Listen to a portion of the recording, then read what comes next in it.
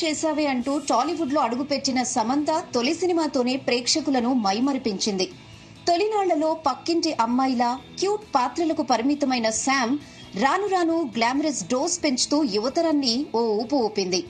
ఇక Allu Arjun Pushpa the rice సినిమాలో ఊ అంటావా మామ అంటూ ఐటెం సాంగ్ చేసి తన ఫ్యాన్స్ ఆనందాన్ని పీక్స్ కు చేర్చింది.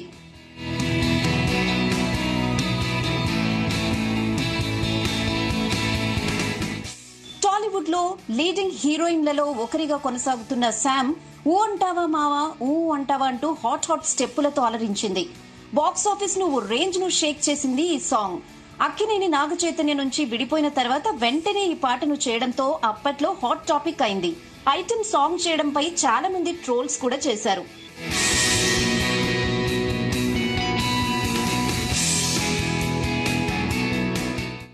ఊ అంటావా మామ ఐటెం సాంగ్ వచ్చిన ట్రోల్స్ పై సమంత తాజాగా స్పందించింది.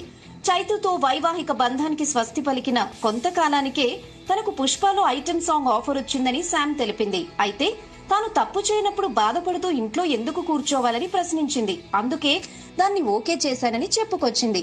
ఆ పాటను అనౌన్స్ చేసినప్పుడు కుటుంబ సభ్యులు, స్నేహితుల నుంచి వ్యతిరేకత వచ్చిందని తెలిపింది. ఇంట్లో కూర్చో చాలు, విడిపోయిన వెంటనే ఐటెం సాంగ్ చేయడం బాగోదని సలహాలిచ్చారట. తాను వైవాహిక బంధంలో 100% నిజాయితీగా ఉన్నానని, కాకపోతే అది వర్కౌట్ కాలేదంది.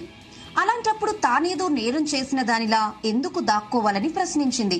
ఓ ఇంటర్వ్యూలో శామ్ ఈ వ్యాఖ్యలు చేసింది.